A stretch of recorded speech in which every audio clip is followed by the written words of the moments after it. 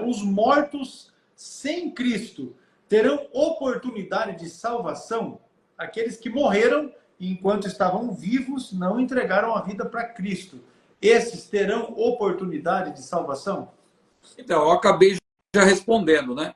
Mas a gente poderia acrescentar Hebreus 9:27.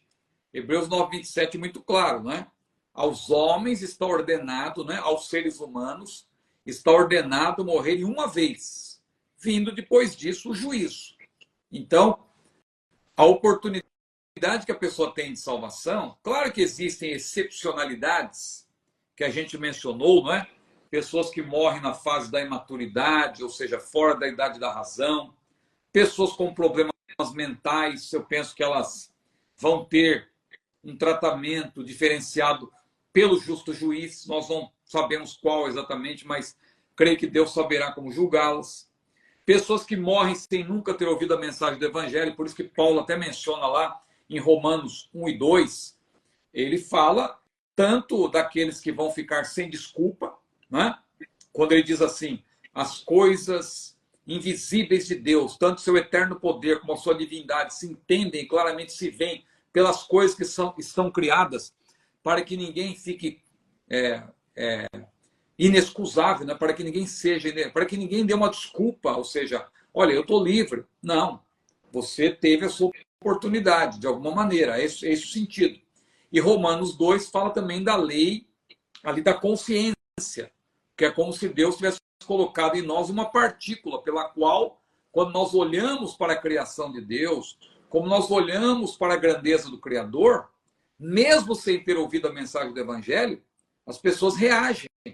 Eu conheci lá um pastor, me fugiu o nome dele agora, que o senhor deve ter conhecido muito bem, lá de uma cidade de Rondônia, que era Ouro Preto do Oeste, que ele já faleceu. Uhum. E ele dizia, né, que ele foi salvo, ele estava disse que no meio do mato ali, não sei se ele estava caçando, fazendo alguma coisa, e Deus falou com ele.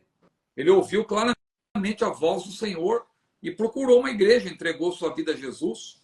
Então ele teve uma experiência nesse sentido. A gente tem ouvido casos aí também de muçulmanos que estão se convertendo, né? Ouvindo, tendo experiências nesse sentido. Claro que são excepcionalidades, né? Porque Deus levantou-nos para pregar o seu evangelho. Agora, naquele grande dia, haverá surpresas. Então, nós não podemos ser dogmáticos quanto à salvação de alguém, quanto à perdição de alguém, né? Porque falar que alguém é salvo, claro, é até uma maneira de a gente consolar a família, né? Então, olha, nós cremos que ele está com o Senhor, mas naquele dia nós podemos ter surpresa nesse sentido também. E eu penso que até aquelas pessoas que a gente já diz, olha, esse aí foi para o inferno, com certeza, não sabemos. A gente não sabe qual é o último momento da pessoa com Deus, né? Claro, há casos, como o caso de Judas, por exemplo, que a Bíblia é clara, né? Aí não fica dúvida, porque a Bíblia diz. Aí a Bíblia diz que Judas, de fato, ele foi condenado, né?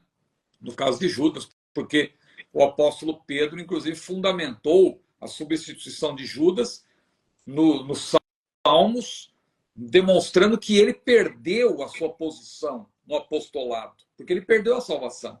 Judas se desviou, disse Pedro, indo para o seu próprio lugar.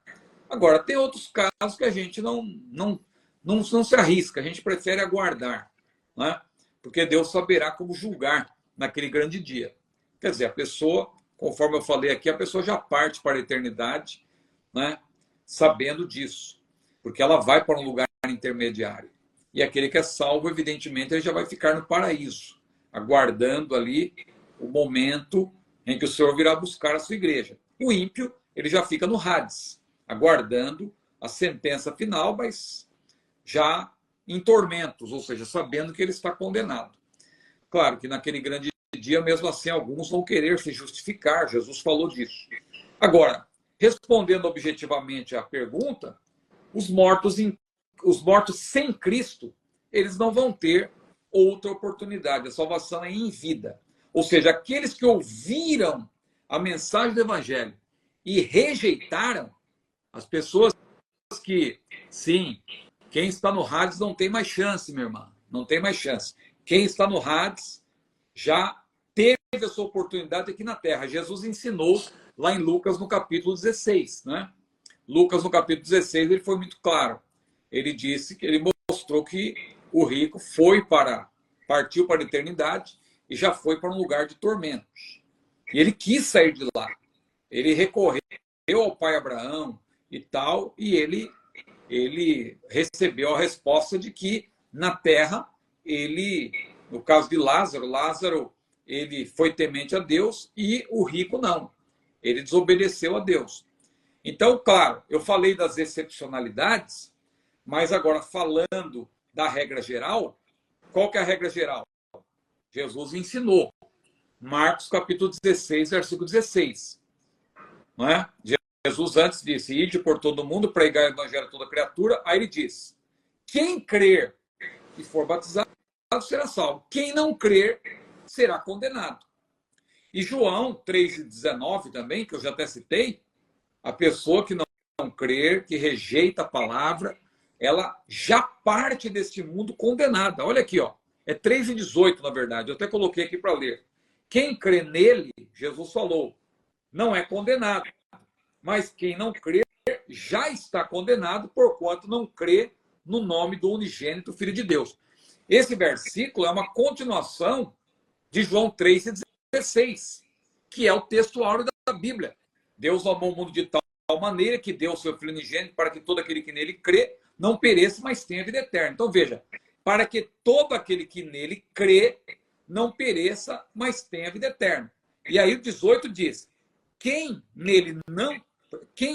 crê nele, não é condenado, mas quem não crê já está condenado, ou seja, a pessoa já parte deste mundo condenado, aquele que rejeita. Claro, os casos excepcionais não é caso de rejeição, porque a pessoa sequer teve as condições plenas, no caso da criança que morre fora da idade da razão, ou alguém que tem um problema mental, que não consegue compreender. Essa é uma excepcionalidade, não é? Então, a gente tem que entender isso, que isso são casos excepcionais. No caso da regra geral, que é quem crer e for batizado será salvo. Quem não crer será condenado, né? Então, quem crê, o batismo não salva, mas é evidente, quem crê, a pessoa quer o batismo, a pessoa deseja ser batizada. É esse o sentido. Mas o que salva a pessoa propriamente, o que faz a pessoa receber a salvação é a fé, é a crença. Quem crer já está salvo, porque depois diz, quem não crer será condenado. Não diz quem não crer e não for batizado. Agora, é evidente, né? A lição que tem aí, é evidente que a pessoa que crê, ela deseja o batismo, ela quer ser batizada, porque no batismo você torna a sua fé em Deus pública. Você declara diante de todos que você é salvo, você não se envergonha de Cristo, porque Jesus também falou, não é? Aquele que me confessar diante dos homens, eu também o confessarei diante de meu Pai que está nos céus. Claro que esse texto, de uma maneira mais específica, se refere à pregação, né?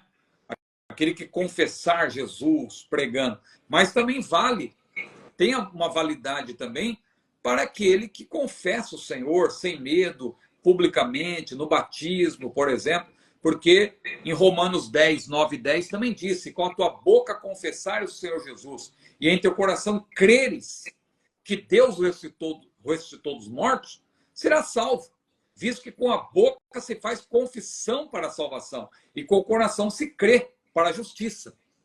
Então é importante a pessoa crer. Então quem, tendo oportunidade de crer, rejeita, essa pessoa já parte para o mundo vindouro, né?